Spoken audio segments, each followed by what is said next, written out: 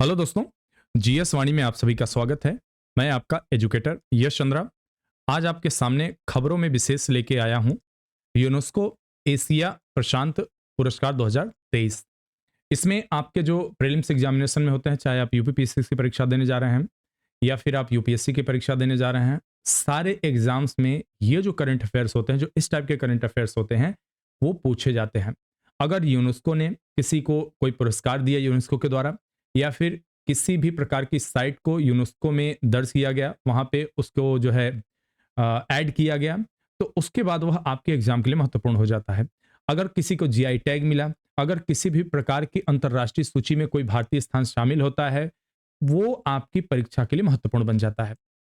चलिए देखते हैं कि करके बाइलिंगुअल पीपीटी बनी हुई है, क्योंकि हम ध्यान में रख रहे हैं कि दोनों भाषाओं के जो विद्यार्थी हों हमारे, दोनों लाभान्वित हों और दोनों को भी किसी प्रकार की असुविधा ना हो। तो चलिए देखते हैं।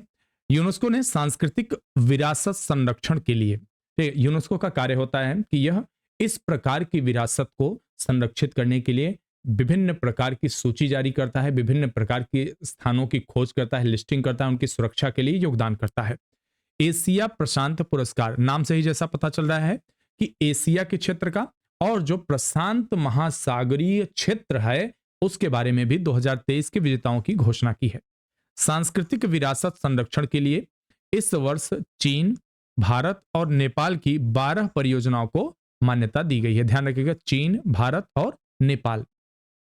इसमें भारत के रामबाग गेट और प्राचीर पंजाब ने इस वर्ष सर्वोच्च स्थान प्राप्त किया है। उत्कृष्टता पुरस्कार इसमें इन्हें अर्जित किया है। अवेयरनेस ऑफ एक्सीलेंस, यहां पर इसका अंग्रेजी वर्जन है, आप इसे भी देख सकते हैं आसानी के साथ। अगर आप चाहें तो वीडियो को पॉज कर लीजिए, रोक लीजिए, स्क्रीनशॉट ले सकते हैं या फिर उसे आप पढ़ भी सकते हैं। इन पुरस्कारों के अंतर्गत भारत की 6, चीन की 5, नेपाल की 1 परियोजना शामिल है। वर्ष 2000 से सांस्कृतिक विरासत संरक्षण के लिए यूनेस्को एशिया प्रशांत पुरस्कार विरासत की मूल्य की संरचनाओं, स्थानों और संपत्तियों की सफलतापूर्वक संरक्षित या पुनर्स्थापित करने में निजी क्षेत्र और सार्वजनिक निजी पहल की उपलब्धियों को मान्यता दे रहे हैं। यहां पर आप देख सकते हैं अंग्रेजी वर्जन में भी सेम चीजें रहती हैं। तो यहां पर संख्या पूछा जा सकता है कि भारत के, जैसे मान लीजिए कि आपके यूपी एएसआई का एग्जाम होने वाला है, तो यूपी एएसआई के एग्जाम में केवल इतना पूछा जा सकता है कितने स्थानों को शामिल किया गया या कितने पुरस्कार मिले हैं। पुरस्कार विजेताओं का चयन कैसे होगा?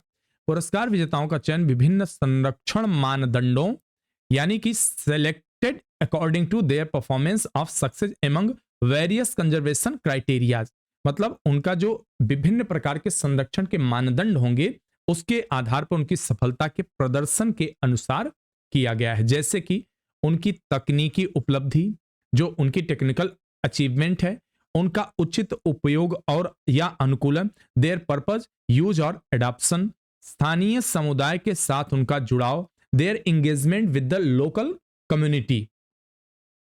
भारत की 6 परियोजनाएं कौन सी हैं? ये सबसे महत्वपूर्ण सेगमेंट है कि भारत की वे कौन सी 6 परियोजनाएं शामिल हैं इसमें। राम बाग गेट और प्राचीर पंजाब में, चर्च ऑफ एपिफेन हरियाणा का, बीकानेर हाउस नई दिल्ली का, कर्णिकारा मंडप कुन्नमंगलम भगवती मंदिर केरल, डेविड सैसून लाइब्रेरी और रीडिंग रूम मुंबई और पीपल हवेली पंजाब।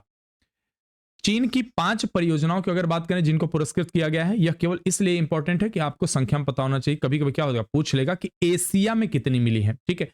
तो जब एशिया की बात करेंगे तो भारत, नेपाल और चीन दोनों को मिला के बताना पड़ेगा। एरलिटो साइट म्यूजियम, लुओंगांग, ये सब याद नहीं रखना है नाम, लुओंगांग इनका नाम ही उठपटांग होता है, तो बस संख्या याद रखिए। और डोंगगुआन गार्डन रेजिडेंस, पैन परिवार निवास, फैनलिंग गोल्फ कोर्स, पेकिंग विश्वविद्यालय बीजिंग, इतना यहां पे। तो यहां पर हमारे यूनेस्को की जो पुरस्कार मिला है 2023 का एशिया प्रशांत के क्षेत्र में, यह यहां पे कंप्लीट होता है। मिलते हैं किसी अगली वीडियो में आपको नए टॉपिक लेके जो आपकी परीक्षा के लिए जरूरी होते हैं। और आप सबसे यह रिक्वेस्ट है कि ज्यादा से ज्यादा हमारे वीडियो को शेयर करिए, सब्सक्राइब करिए। दूसरों तक पहुंचाने से केवल आपका ही नहीं दूसरों का भी भला होगा, और कर भला तो हो भला। ठीक है, इसी के साथ धन्यवाद और ढेर सारी शुभकामनाएं।